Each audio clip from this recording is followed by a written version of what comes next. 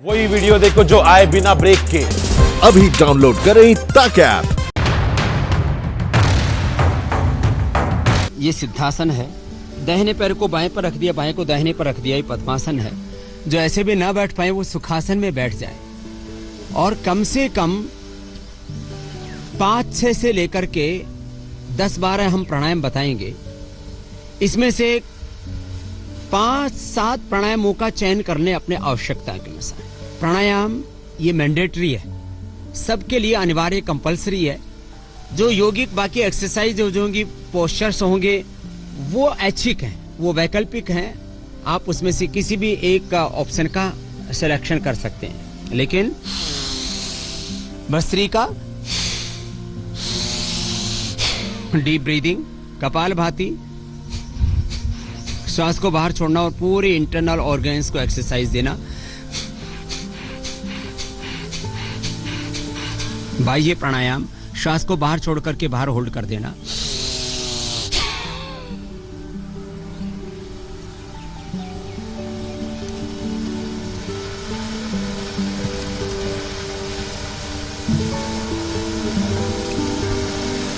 ये त्रिबंध के साथ होता है। अग्निसार,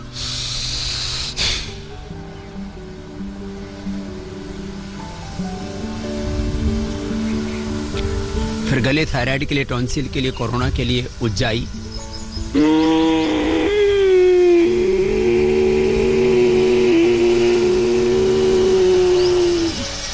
गले को टाइट करके ध्वनि के साथ श्वास अंदर भरना, अंदर रोक करके रखना।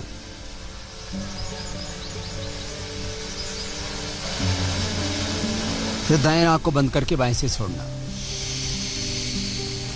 ये उज्जाई। फिर अनुलोम विलोम, बाएं से लेना, दाएं से छोड़ना, दाएं से लेना, बाएं से छोड़ना। Alternatively breathing.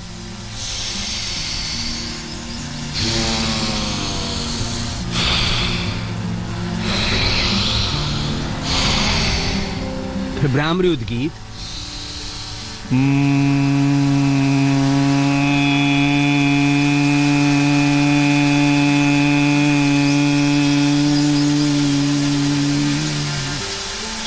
कान बंद, मुख भी बंद। ओंकार का नाद नासिका से पहले उंगली माथे पर, शीश, तीन उंगलियां ऐसे आंखों पर।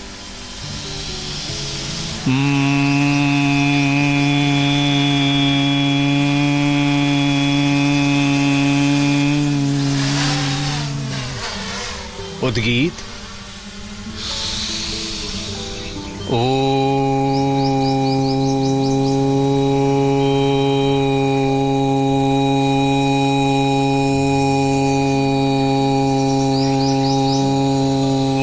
भस्त्रिका, कपालभाति, उज्जाई, अनुलोम विलोम, भ्रामरी, ये तो सब के लिए जरूरी है 5 प्राणायाम। शेष जिनको हाइपरटेंशन है, हार्ट प्रॉब्लम है, बहुत गर्मी लगती है, दिल घबराता है, हॉट फ्लैशेस होते हैं, बहुत ज्यादा धातु रोग हैं, माताओं बहनों को मेंस्ट्रुएशन की प्रॉब्लम है, पीरियड की दिक्कतें हैं, एंगर, गुस्सा बहुत अधिक आता है, बेचैनी बहुत अधिक रहती है, नींद नहीं आती, उनके लिए शीतली शीतकारी। जीवा बाहर निकाल के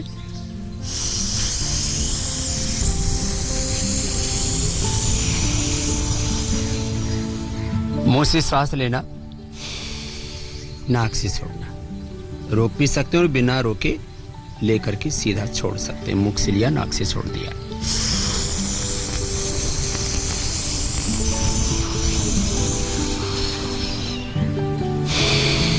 ये शीतली है। दांतों के पीछे जीभ लगा देते हैं, औष्ठ खुले हुए होते हैं, दांतों से छन छन करके श्वास अंदर जाता है, मुख से श्वास लेते हैं, नासिका से छोड़ देते हैं। शीतकारी है।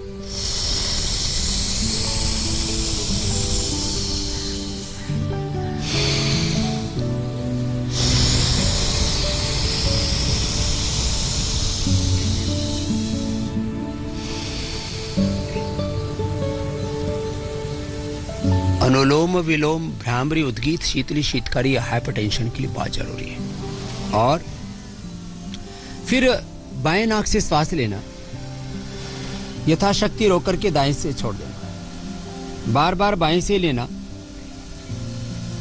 और दाएं से छोड़ना। ये चंद्र भेदी है, बाएं चंद्र स्वर है, ठंडा है। दाहिना सूर्य स्वर है।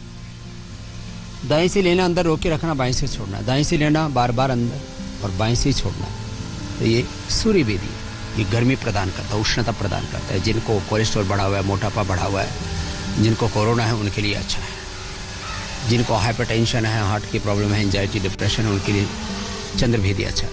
नाड़ी शुद्धि में बाएं से लेते हैं, अंदर यथाशक्ति रोक करके रखते हैं, दाएं से छोड़ते हैं। दाएं से लेते हैं, अंदर यथाशक्ति रोक करके रखते हैं और होल्ड करके यथाशक्ति फिर बाएं से छोड़ देते हैं। ये नाड़ी शुद्धि है, जो न्यूरो प्रॉब्लम्स के लिए, SLMS, ऑटोइम्यून डिजीज के लिए, कैंसर के लिए बहुत ही महत्वपूर्ण प्राणायाम है, इम्यूनिटी बढ़ाने के लिए भी। फिर एक है कान के अंदर घू घू की आवाज आती है, झिंगर जैसी, और कर्णनाद उसको बोलते हैं, उसके लिए कर्ण रोगांतक प्राणायाम है। श्वास को अंदर भर लिया, नाक को भी बंद कर लिया, मुंह बंद है पहले से ही। अब एयर का प्रेशर कानों के पास और मुख तक आता है। ऐसा करने से कान के रोग दूर हो जाते हैं। एक है ब्रेथ को अंदर होल्ड करके रखना, अभ्यंतर प्राणायाम। इससे ये सेल्फ टेस्टिंग भी हो जाती है आपकी। यदि आप आधा मिनट से शुरू करके, जो बीमार लोग हैं जिनको हाइपरटेंशन, हार्ट प्रॉब्लम, अस्थमा और कोई भी क्रोनिक बीमारी, वो आधा मिनट, और जिनको कोई बीमारी नहीं है वो पौना से 1 मिनट तक यदि आप होल्ड करके रख लेते हैं, तो ये आपकी नेचुरल टेस्टिंग भी हो गई, सेल्फ टेस्टिंग होगी कि आपको कोरोना नहीं है। तो श्वास को अंदर भर के रोक करके रख लेंगे, क्योंकि कोरोना में लंग पर अटैक होने से लंग सिकुड़ जाता है, आपकी जो ब्रेथ को होल्ड करने की कैपेसिटी वो कम हो जाती है। सबसे पहले कोरोना का अटैक रेस्पिरेटरी सिस्टम पर ही होता है। तो श्वास को अंदर भर लिया और ब्रेथ को होल्ड करके रखा।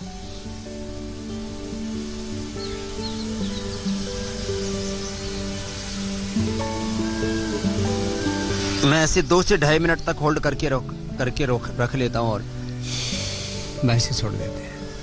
तो ये आपको प्राणायाम की ब्रीदिंग टेक्निक्स आपको बता दी। इसमें से आप कम से कम अपनी आवश्यकता के अनुसार कोई भी 5-7 तरह का प्राणायाम कर सकते हैं। और मैंने कहा कोरोना के सबसे बड़े हॉटस्पॉट्स हैं hypertension, heart problem, asthma, diabetes, chronic disease और लो इम्यूनिटी। इन सब को आप इंप्रूव कर सकते हैं। यहां तक कि आप लंबे समय तक अनुलोम विलोम, भ्रामरी, उद्गीत, शीतली, शीतकारी प्राणायाम करते हैं, लौकी का जूस पीते हैं, एक डिसिप्लिन लाइफ जीते हैं, खाने पीने पर कंट्रोल रखते हैं, तो आप बीपी को क्योर कर सकते हैं। और हमने ये साइंटिफिकली प्रूव किया है। मैं हमेशा साइंटिफिक टेम्परामेंट के साथ बात करता हूं और एविडेंस रिसर्च बेस्ड ट्रीटमेंट की, मेडिसिन की ही बात करता हूं। तो आपको यदि हाइपरटेंशन है और आप उसको क्योर करना चाहते हैं तो लंबे समय तक योगाभ्यास कीजिए, लौकी का जूस पीजिए और एक स्ट्रेस फ्री डिसिप्लिन लाइफ जिए, तो आप बीपी को क्योर कर सकते हैं। आप हार्ट प्रॉब्लम को रिवर्स कर सकते हैं। आप डायबिटीज के पेशेंट हैं, आप नॉन डायबिटिक हो सकते हैं। आपको अस्थमा है, आप अस्थमा की प्रॉब्लम को क्योर कर सकते हैं, अर्थराइटिस को क्योर कर सकते हैं, हेपेटाइटिस को, सोराइसिस को, यहाँ तक कि हमने कैंसर जैसी बीमारियों को भी क्योर किया। उसके साइंटिफिक एविडेंस रिसर्च बेस्ड पूरा का पूरा उसका डॉक्यूमेंट्स हमारे पास तैयार है। अब मैं बात करता हूं डायबिटीज की। डायबिटीज के पेशेंट भस्त्रिका, कपालभाति, अनुलोम विलोम, भ्रामरी, उद्गीत प्राणायाम तो करें। ये 5 प्राणायाम तो सबके लिए मैंडेटरी है। अब 5 आसन मैं बता देता हूं। इनको करने में 5 मिनट लगेंगे। एक आसन के लिए 1 मिनट का समय। 5 आसन डेली करें, सुबह शाम करें। पहले 5 मिनट और धीरे धीरे बढ़ा करके एक एक आसन को 3 से 5 मिनट तक किया जा सकता है। ये 5 आसन करें। खीरा, करेला, टमाटर का जूस पिए, हो सके तो उसमें सदाबहार के फूल और गिलोय भी डाल दे, तो 5 चीजों का जूस हो गया। खीरा, करेला, टमाटर, गिलोय और सदाबहार के पत्तों का या फूल का जूस आपने पी लिया। और ये 5 आसन कर लिए। मंडूक आसन, वक्रासन, पवन मुक्तासन, उत्तान पादासन, लोकासन। जब भी आगे झुकेंगे तो श्वास बाहर छोड़ेंगे। आगे झुकते समय ध्यान रखें जिनको कमर में दर्द है वो आगे ना झुके, हर्निया है पीछे ना झुके। और कोई भी क्रोनिक डिजीज है, इनक्योरेबल डिजीज है कोई, तो आप आराम आराम से जितना हो सके यथाशक्ति करें। ये कुछ प्रिकॉशंस आसन करने के समय उनको फॉलो करें आप। ये पेनक्रियाज को हेल्दी बनाने के साथ साथ पेट को भी स्वस्थ बना देते हैं। जिनको क्रोनिक पेट की बीमारियां हैं, फैटी लीवर है, हेपेटाइटिस है, लिवर सिरोसिस है, कोलाइटिस है, उनको भी कोरोना का खतरा बना रहता है। माने जिनका शरीर कमजोर है, बॉडी के ऑर्गन्स कोई भी वीक है, इम्यूनिटी वीक है, तो उसके ऊपर कोरोना का लाजमी खतरा ज्यादा रहेगा। तो ये डायबिटीज के साथ साथ पेट की बीमारियों के लिए भी जबरदस्त है। तो एक आसन को आधा से 1 मिनट धीरे धीरे 1, 2, 3 मिनट तक बढ़ा सकते हैं। तो मंडूक आसन का एक अभ्यास है जिसमें सांस बाहर छोड़ करके आगे की ओर झुकते हैं, नाभि के दोनों ओर मुट्ठियां लगा लेते हैं।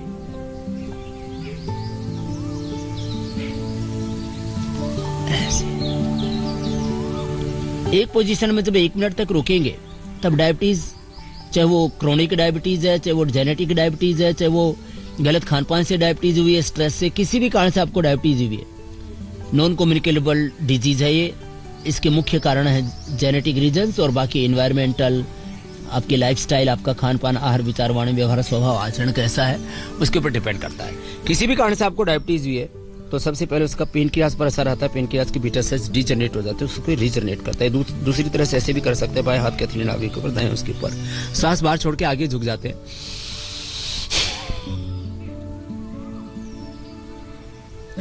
तो डायबिटीज का सबसे पहला कारण है कि आपके पेनक्रियाज के बीटा सेल्स डीजनरेट हो गए, इंसुलिन कम बनने लगा, इंसुलिन कम निकलने लगा और शुगर को, ग्लूकोज को डाइजेस्ट करने के लिए इंसुलिन जरूरी है। दूसरा, आपकी जो सेल्स है पूरी बॉडी में, उसके अंदर माइटोकॉन्ड्रिया में ग्लूकोज और ऑक्सीजन प्रविष्ट होकर के, एंटर करके एनर्जी बनाते हैं, वहां कार्बन डाइऑक्साइड पैदा होती है और ग्लूकोज कंट्रोल होती है। तो बॉडी के जो सेल्स, उनके रिसेप्टर्स वीक हो जाते हैं तो डायबिटीज होती है। ये भी 2-3 बार ऐसे ही कर सकते हैं। फिर वक्रासन। पहला, पेनक्रियाज के बीटा सेल्स के डिजनरेट होने से, बॉडी के रिसेप्टर्स, बॉडी के सेल का जो पूरा स्ट्रक्चर है, उसके जीन्स क्रोमोसोम्स के कमजोर होने से, उसके माइटोकॉन्ड्रिया, उसके पूरे न्यूक्लियस के कमजोर होने से, पूरे सेल के स्ट्रक्चर के कमजोर होने से। तो प्राणायाम से, योगासनों से और खास करके कपालभाति, अनुलोम विलोम से हम एक एक सेल को, उनके रिसेप्टर्स को, उसके माइटोकॉन्ड्रिया को, उसके न्यूक्लियस को, उसके ब्रेन को, सबको हम ट्रीट करते हैं। तो ये अभ्यास भी ऐसा ही है जो पेट, पेनक्रियाज, पीठ, उसको भी अच्छा करता है। तो पेट के लिए और पीठ के लिए भी अच्छा है वक्रासन। ऐसे 3 आसन अब लेट के हैं, ऐसे सीधे लेट करके। और पवन मुक्तासन, मैंने बार बार कहा है कि ये अभ्यास पेनक्रियाज के साथ साथ पेट को भी अच्छा करेंगे। जिनको भी कोई भी क्रोनिक स्टमक डिसऑर्डर है, गैस, कब्ज, एसिडिटी, इंडाइजेशन, यहाँ तक कि बीमारियां जब लंबी चलती हैं तो piles, fissure, fistula, ulcerative colitis, ulcer, ये समस्याएं भी हो जाती हैं। फैटी लीवर और हेपेटाइटिस, कई तरह की समस्याओं से फिर जूझना पड़ता है। तो प्राणायाम के साथ साथ ये आसन भी करें। पवन मुक्तासन। फिर उत्तान पादासन, पैरों को उठा करके ऐसे 1 फीट ऊंचाई पर रोक दिया और ऐसे 1 मिनट तक रोक करके रखें। तो इससे बाइसेप्स, ट्राइसेप्स, इससे एब्स, इससे मसल्स, सब पूरी बॉडी भी शेप में आएगी, पूरा पाचन तंत्र भी अच्छा होगा। सबसे महत्वपूर्ण बात है कि इसमें पेनक्रियाज एक्टिवेट हो जाता है, उसके बीटा सेल्स डीजनरेट हुए वो रीजनरेट हो जाते हैं। बाकी भी केमिकल्स और हार्मोन्स का बैलेंस होता है, स्ट्रेस कंट्रोल होता है और आत्मनियंत्रण, आत्म संयम योग जिसको कहा है भगवत गीता में, वो होता है। तो ऐसे 1 फीट पर रोक करके रखना, फिर नीचे लाना धीरे धीरे। फिर नौकासन में दोनों तरफ से कर लेना। तो मैं कह रहा था डायबिटीज के 3 मुख्य कारण हैं। पेनक्रियाज के बीटा सेल्स का डीजनरेट होना, बॉडी के सेल्स का जो पूरा स्ट्रक्चर है, जीन्स से, क्रोमोसोम्स हैं, उनका जो डीएनए है, उसके अंदर माइटोकॉन्ड्रिया है, उसका न्यूक्लियस है, उसका कमजोर होना। तो प्राणायाम से और योगासनों से ये दोनों चीजें तो ठीक होगी। तीसरा, डायबिटीज का बहुत बड़ा कारण है स्ट्रेस। डायबिटीज हो, ब्लड प्रेशर हो, कोई भी बीमारी हो, वो स्ट्रेस से बढ़ती है। Stress, less physical activity, unhealthy lifestyle, lakhs oxygen supply, ये बीमारियों के मुख्य कारण, इनका निवारण हो जाता है। तो ये 5 आसन डायबिटीज के लिए बहुत जरूरी हैं। डायबिटीज के सभी पेशेंट्स को जरूर करने चाहिए। डायबिटीज का मैंने कहा एक हॉटस्पॉट है हाइपरटेंशन, दूसरा है हार्ट की प्रॉब्लम, तीसरा डायबिटीज, चौथा है अस्थमा की प्रॉब्लम। अस्थमा की प्रॉब्लम के लिए तो भस्त्रिका, कपालभाति, अनुलोम विलोम, भ्रामरी, उद्गीत, ये 5 प्राणायाम ही पर्याप्त है।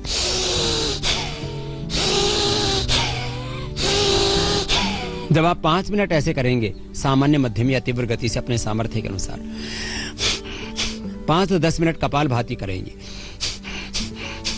इससे इंटरनल ऑर्गन्स भी हेल्दी होंगे। रेस्पिरेटरी सिस्टम पर तो सारी ब्रीदिंग एक्सरसाइज का असर होता ही है। ब्रीदिंग होती ही आपके फेफड़ों से है। चाहे डीप ब्रीदिंग कर रहे हैं, कपालभाति में एक्सेल कर रहे हैं, या अनुलोम विलोम में ऑल्टरनेटिव ब्रीदिंग कर रहे हैं, या भ्रामरी उद्गीत में लंबा श्वास लेकर के फिर ओंकार के नाद और ध्वनि के साथ श्वास को बाहर छोड़ रहे हैं।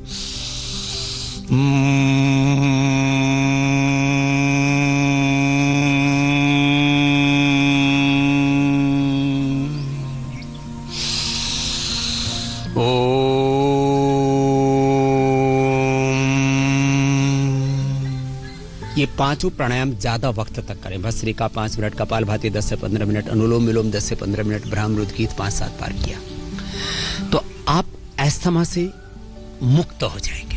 रेस्पिरेटरी सिस्टम इतना स्ट्रॉन्ग हो जाएगा, आपको किसी भी प्रकार की कोई एलर्जी की प्रॉब्लम नहीं, ब्रोंकाइटिस नहीं और एलर्जिक राइनाइटिस नहीं, लंग फाइब्रोसिस तक मैंने अच्छा किया है प्राणायाम के द्वारा। गर्दन में दर्द, कंधों में दर्द, कमर में दर्द, cervical spondylitis, slip disc, sciatica, lumbar spondylitis, ankylosing spondylitis, कमर के दर्द से दुनिया के मैक्सिमम लोग परेशान रहते हैं, किसी को कम किसी को ज्यादा ये परेशानी रहती है।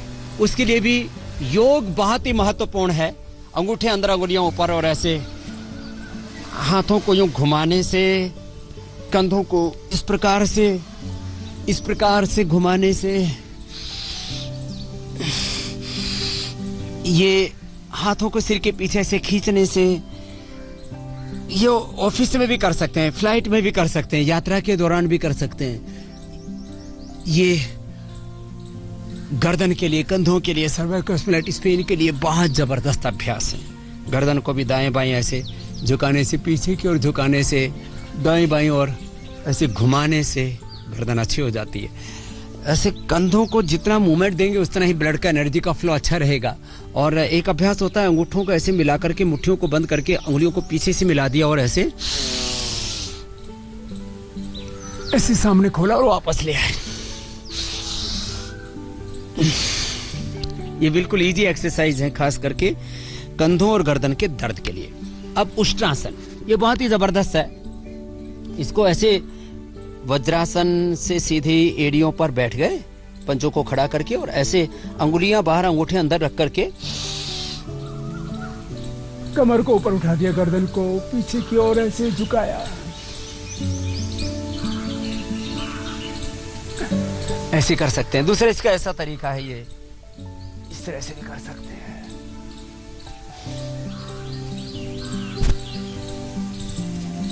तो ये उष्ट्रासन है। और मकरासन, भुजंगासन, सर्वासन, ये भी जबरदस्त हैं कमर के लिए। एक एक पैर से या दोनों पैरों से, इससे osteoblast osteoclast cells, bone formation, bone resorption अच्छा हो जाता है, ब्लड का एनर्जी का फ्लो अच्छा हो जाता है, हड्डियों के पूरे मेटाबॉलिज्म के साथ साथ में मांसपेशियां भी अच्छी हो जाती है। मकरासन के बाद ये भुजंगासन। भुजंगासन के 3 आसन होते हैं। एक तो ये ऐसे, जितना हो सके ऐसे उठाना सामने से, 10-20 सेकंड से शुरू करके इसको बढ़ा सकते हैं आगे आधा मिनट तक, और 5, 10, 15, 20, 25 बार तक कर सकते हैं।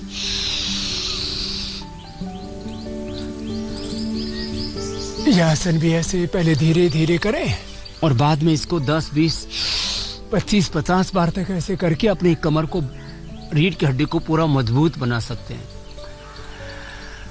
भुजंगासन का तीसरा अभ्यास है पैरों में पीछे फासला। पहले में अभ्यासों में पैर पास में थे, अब इसमें पैरों में पीछे डिस्टेंस, और सामने से उठाया और दाएं कंधे से पीछे बाएं पैर की हड्डी को देखा और फिर नीचे आ गए।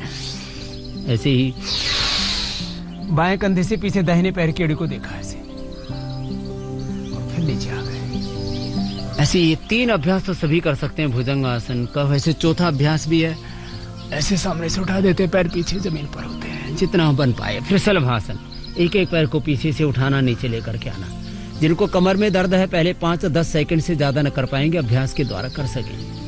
हड्डियां जिनकी कमजोर होती है उनको मजबूत बनाने के लिए हमारे यहाँ पर शास्त्रों में हड़जोड़ वटी है, अश्वगंधा है, शिलाजीत है, दूध में हल्दी का प्रयोग है, गुग्गुल का प्रयोग है, हल्दी मेथी सौंठे घरेलू उपाय हैं हड्डियों को मजबूत बनाने के लिए। गिलोय, एलोवेरा, निर्गुंडी, रासना, इनके काढ़े पिलाए जाते हैं हड्डियों को मजबूत बनाने के लिए। वंशलोचन दूध के साथ खा सकते हैं। वैसे दूध में भी कैल्शियम पूरा होता है हड्डियों को मजबूत बनाने के लिए।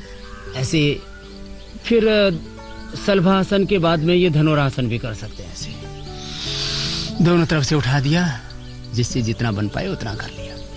और सीधे लेट करके बहुत ही जबरदस्त आसन है मरकट आसन। मरकट आसन में दोनों हाथ कंधों के बराबर और पैर ऐसे मोड़ करके, एक तरफ पैर दूसरी तरफ गर्दन, ऐसे घुटने पर घुटने, एड़ी पर एड़ी, पंजे पर पंजा, गर्दन अपोजिट साइड में, सांस अंदर। एक स्थिति में आने के बाद सांस सामान्य है। तो योग, आयुर्वेद, प्राकृतिक चिकित्सा, खान पान, जिनको भी जोड़ों में दर्द है, दही, छाछ, नींबू अचार, खटाई, इनसे बचना चाहिए। बैठने का पोज उनको ठीक रखना चाहिए, सोने का पोज ठीक होना चाहिए।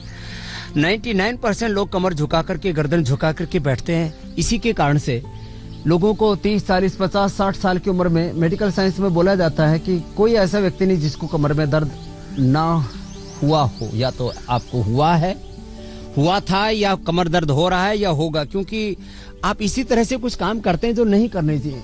बैठने का तरीका, सोने का तरीका आपका गलत होता है।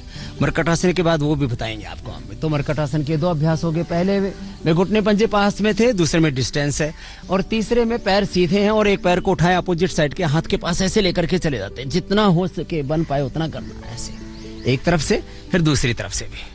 शुरू में पूरा पैर हाथ के पास नहीं आ पाएगा, ऐसे दूर रहेगा, फिर बाद में ऐसे भी आ जाएगा। ऐसे दोनों पैर के घुटने सीधे रहे, कोशिश हो ऐसे।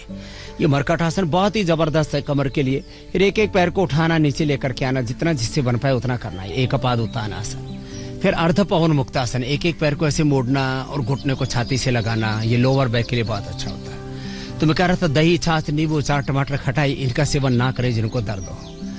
इसको पथ्य कहा जाता है। आजकल डाइटिशियन हो गए इसके लिए, एक्सरसाइज वाले जो है फिजियोथेरापिस्ट हो गए, मेडिसिन वाले डॉक्टर अलग हो गए, सर्जरी वाले अलग हो गए। तो योग 1 पॉइंट सॉल्यूशन प्रोग्राम है। इससे रोग भी मिटते हैं, नशा भी छूटता है, जीवन की सारी बुरी आदतें भी छूटती हैं। खैर, तो मैं कह रहा था कमर के लिए ये विशेष अभ्यास है। उसमें एक ये सेतुबंध आसन है। टखने के पास से पैरों को पकड़ा, बीच से उठाया और श्वास बाहर छोड़ के पेट को अंदर खींच दिया। ये बहुत अच्छा अभ्यास है। एक अभ्यास देखने में सरल है। कमर को ऊपर उठाया, कुल्लों पर और सिर के ऊपर पूरा भार, कमर ऊपर उठ गई और फिर नीचे दबा दिया।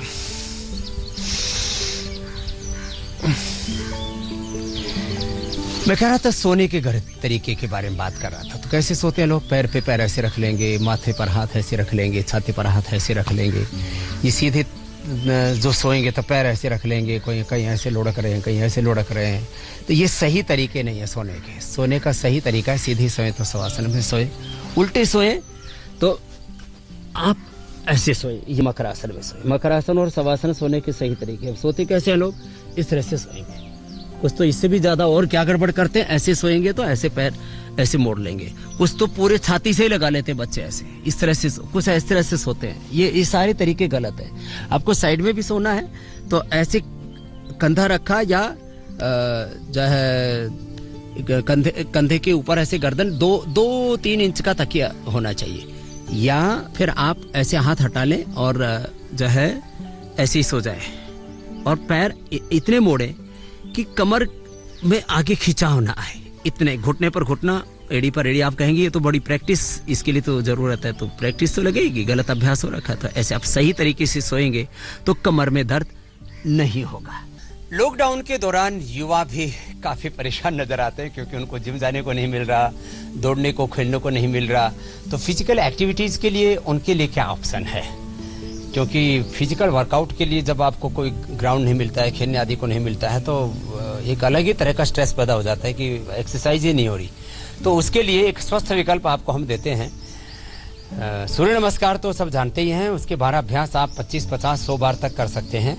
मैं पहले धीमी गति से, बाद में मध्यम और फिर तीव्र गति से करके आपको बताता हूँ। आप यदि सूर्य नमस्कार ही कर लेते हैं तो हाथ, पैर, पेट, पीठ, पूरे शरीर का पूरा व्यायाम हो जाता है। बॉडी एक बहुत अच्छे शेप में आ जाती है और आपके ट्राइसेप, बाइसेप्स, मसल्स, एब्स सब एकदम अच्छे हो जाते हैं और पूरे शरीर का पूरा व्यायाम हो जाता है। श्वासों का भी पूरा नियंत्रण आ जाता है और श्वासों के नियंत्रण के साथ मन का भी नियंत्रण, सेल्फ डिसिप्लिन भी आपके अंदर आ जाता है। श्वास अंदर भर के पीछे, श्वास बाहर छोड़ करके आगे झुकते हैं। तो ये पहला अभ्यास है प्रणाम आसन। यह है उत्तान। श्वास बाहर छोड़ करके आगे झुक गए, फिर दाएं पैर पर ऐसे बैठ गए। श्वास अंदर, श्वास बाहर, श्वास अंदर, श्वास बाहर।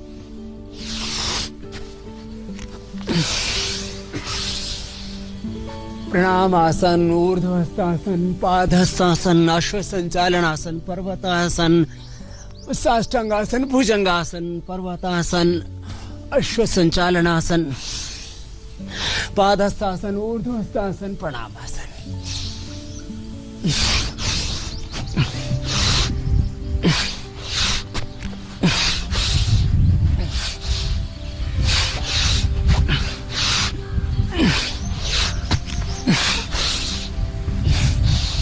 अपने अपने सामर्थ्य के अनुसार आप इसको 5, 10, 15, 20 मिनट लगातार कर सकते हैं। फिर अपनी बॉडी को और अधिक शेप में लाने के लिए और अच्छे मसल्स आदि बनाने के लिए हमारे यहाँ दंड बैठक किए जाते हैं। तो उसमें यद्यपि 20-22 अभ्यास हैं, मैं थोड़ा थोड़ा 2-2 बार बता देता हूँ। स्टार्टिंग में यहाँ से करें, फिर यहाँ ऐसे करें। ये साधारण बैठक के अभ्यास किए जाते हैं। ऐसे भी कर सकते हैं, इस तरह से भी कर सकते हैं। एक राम मूर्ति बैठक कही जाती है। श्वास भर के मुट्ठियां बंद करके धीरे धीरे नीचे आना, धीरे धीरे ऊपर आना, एक श्वास में एक अभ्यास करना। फिर ऐसे एक छलांग लगा करके आगे जाना, फिर वापस आना, और फिर ऐसे 5, 10, 20, 25 बार नीचे ऐसे बैठना और फिर ऐसे खड़े हो जाना। इस तरह से 25 बार तक आप एक राउंड में कर सकते हैं। एक सेट आप ऐसा लगा सकते हैं। फिर ऐसे बैठना, हनुमान बैठक कहते हैं इसको। पहले थोड़ा बैठ पाएंगे, फिर पूरा बैठ पाएंगे। ऐसे पूरे बैठे पूरे उठे, ऐसे इस तरह से 5-10 बार से शुरू करके फिर 25-50 बार एक एक अभ्यास को किया जा सकता है। फिर इस तरह से डिफरेंट एंगल से करने से हर दिशा से आप अपने मसल्स को स्ट्रेंथन कर सकते हैं। जिनसे ऐसे ना हो paए, फिर वो ऐसे हाथ ऐसे लगा करके भी कर सकते हैं, इस तरह से भी कर सकते हैं।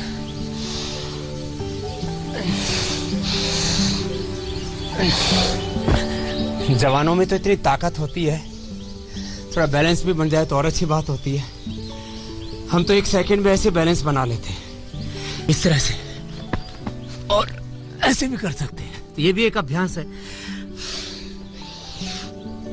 ये एक अभ्यास हुआ, साधारण दंड इसको कहते हैं। फिर इसका दूसरा अभ्यास हुआ, जैसे गए थे ऐसे वापस आ गए ऐसे। ये दूसरा अभ्यास हुआ।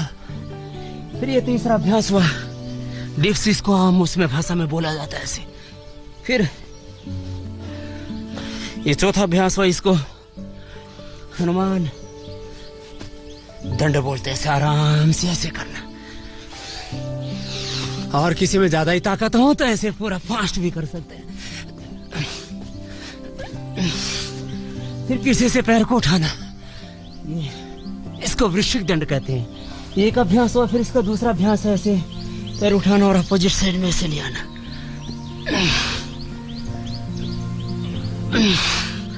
फिर पार्श्वदंड होता है, पैर ऐसे साइड में ले गए, आगे झुक गए। तो बिना मशीनों की मदद के आपने अपने शरीर को पूरा नियंत्रित कर लिया।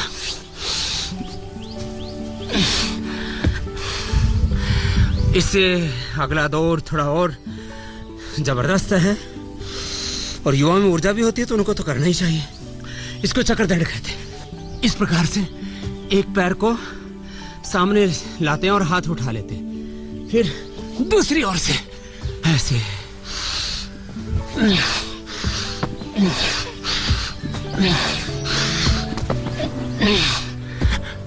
तो युवाओं का यौवन बढ़ेगा, शक्ति, शौर्य, पराक्रम बढ़ेगा उनका। लंबे लंबे श्वासों के साथ अभ्यास करें। इससे अगला और भी थोड़ा खतरनाक है, उसको पलट दंड कहते हैं। ऐसे दंड लगाना और फिर पैरों को यूं भी से निकाल करके आगे निकाल देना, फिर वापस आना। ये थोड़ा कठिन है, इसको करने के लिए थोड़ी प्रैक्टिस रिक्वायर्ड है।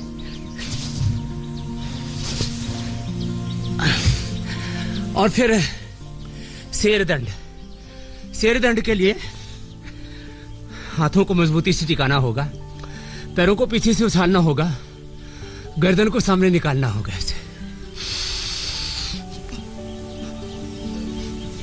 ऐसे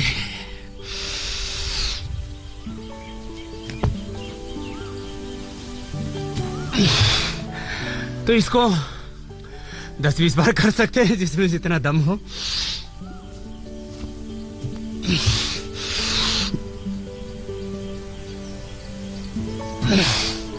फिर यह सर्पदंड है, 5, 10, 20, 25 बार ऐसे किया और वापस आ गए। और फिर मिश्रदंड है ऐसे।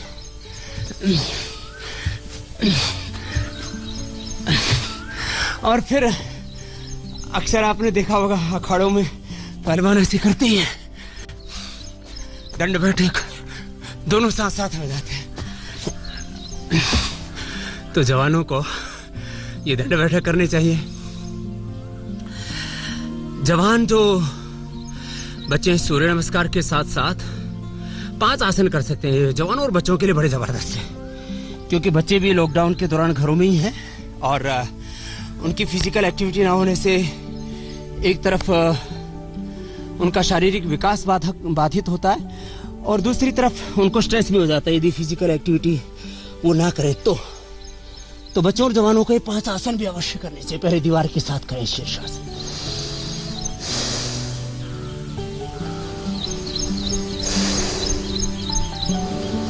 बच्चे तो इसी में पद्मासन भी लगा सकते हैं, ऐसे हल्का होता है शरीर। शीर्ष पद्मासन हो गया। ये आंखों के लिए, बालों के लिए बहुत जबरदस्त है। तो सब व्यायाम करने से हम बलवान बनेंगे, साथ में आसन प्राणायाम ध्यान करने से बच्चे बुद्धिमान, शीलवान, धैर्यवान, चरित्रवान बनेंगे। तो ये योग हमें बलवान बनाने से लेकर बुद्धिमान, प्रज्ञावान बनाने से लेकर शीलवान, चरित्रवान बनाने का मार्ग है। हम ऐसे ही अभ्यासों में शीर्षासन के बाद जो शीर्षासन ना भी कर पाए तो सर्वांगासन तो सभी कर लेते हैं। ऐसे पैरों को उठाइए, आंखों के लिए, बालों के लिए, मस्तिष्क के लिए, मेमोरी के लिए, थायराइड पैराथायराइड के लिए, जिनको T3 T4 TSS का इम्बैलेंस है, हाइपोथायराइड हाइपरथायराइड, उनके लिए भी बहुत जबरदस्त है। अंगूठे मिले हुए, एड़ियां मिली हुई, घुटने सीधे, आंखें बंद भी रख सकते हैं और आंखें खोल के पैर के अंगूठे पंजे देख भी सकते हैं ऐसे।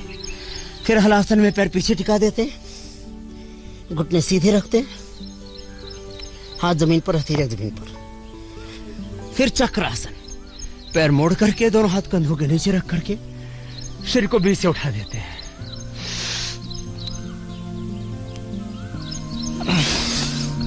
और फिर एक आसन ऐसे बैठ करके Paschimottanasana. Forward bending, backward bending पूरी होने से पूरे शरीर का पूरा व्यायाम हो जाता है। इन व्यायामों के साथ साथ मैं हमेशा कहता हूं 5 प्राणायाम सबके लिए मैंडेटरी है, नेसेसरी, कंपल्सरी है, वो जरूर करें।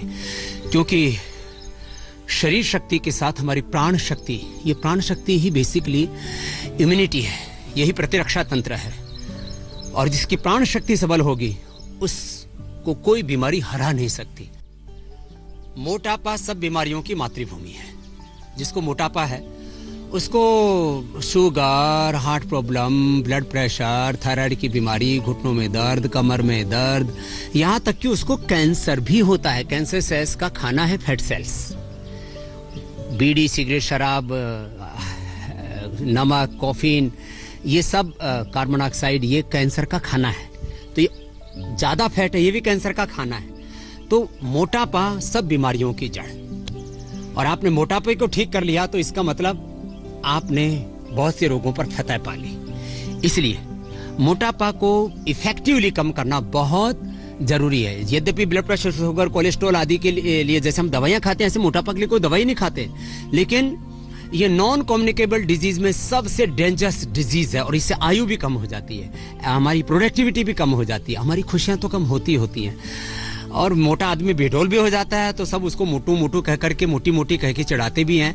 उत्तर भारत में मोटा मोटी, दक्षिण में उसको डुम्मा डुम्मी, और आगे तमिलनाडु में चला जाओ तो गुंडा गुंडी, और गुजराती में जाड़ा जाड़ी बोल के उसको खूब परेशान करते हैं। खैर, आप ये भस्त्रिका प्राणायाम कीजिए।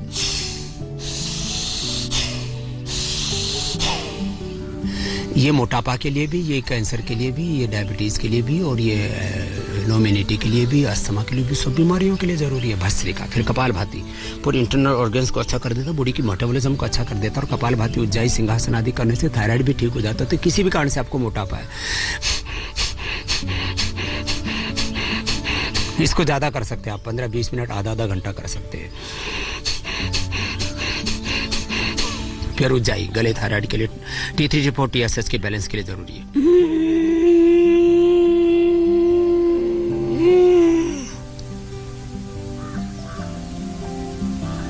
और यथाशक्ति रोके, फिर दाएं को बंद करके बाएं से छोड़ देते हैं।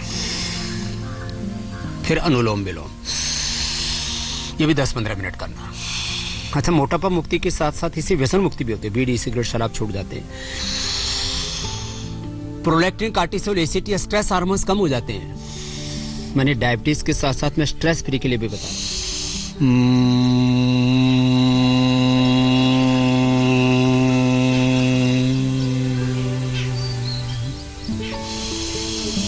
5-7 बार ये करना। फिर उद्गीत,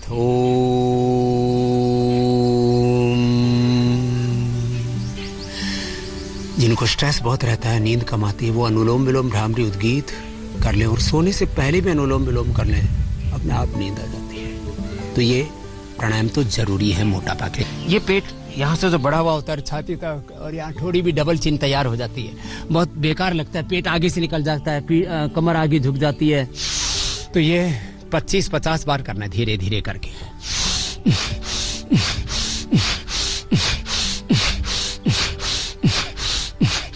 पहले दिन तो 10 बार का एक राउंड कर पाएंगे, फिर ऐसे 25-25 का एक राउंड किया, एक सेट किया, और ऐसे आप 100 बार कर सकते हैं। मैं ऐसे रोज 100 से 200 बार करता हूँ। ऐसे मैं तो एक ही बार में ऐसे 100 बार कर लेता हूँ।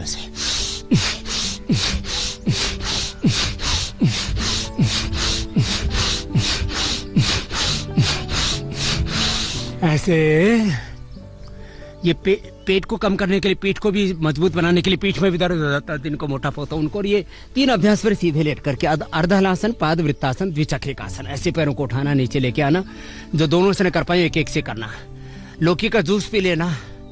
गिलोय भी बहुत मदद करती है वेट को कम करने में। मेदो हरवटी मदद करती है। अश्वगंधा के पत्ते सुबह दोपहर शाम 3 बार खा ले, 3-3 पत्ते।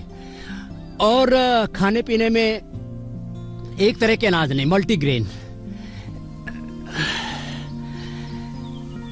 और एक जैसा तेल नहीं, एक जैसी दालें नहीं, एक जैसी सब्जियां नहीं। एक पैर से, दोनों पैरों से ऐसे उठाया, फिर एक पैर से, दोनों पैरों से ऐसे बड़ा शून्य बनाया, ऐसे गोलाई में। तो खाने पीने पे कंट्रोल करें। यदि बहुत जल्दी आपको वेट करना है तो कुछ दिनों तक आप वाटरमेलन ज्यादा लीजिए, सब्जियां ज्यादा लीजिए।